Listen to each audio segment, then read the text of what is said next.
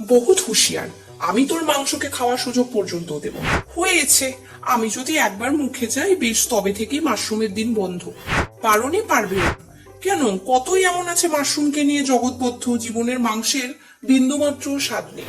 উফ রে, মাশরুমকে নিয়ে তোমার মাংসের স্বাদেরও হার মানবে? মাংসেরও স্বাদ, বাপরে বাপ, ডাবের জল কি আর পারে পানীয় জলের প্রভাব মেটাতে? মাশরুম যদি পারে তোমার মাংসের স্বাদ নয়, মাংসকেও হার মানাতে পারে। আমি তো বেশ রকম দামি, যতই করতে চাও আমার মতো হতে পারবে না। তুমি যতই দামি হও না কেন, আমার মতো এত শক্তিশালী হতে পারবে না। তোমার মতো শক্তিশালী হওয়ার চেয়ে অনেক কম দামের ভোজ্য মাংস হয়ে যাওয়া ভালো।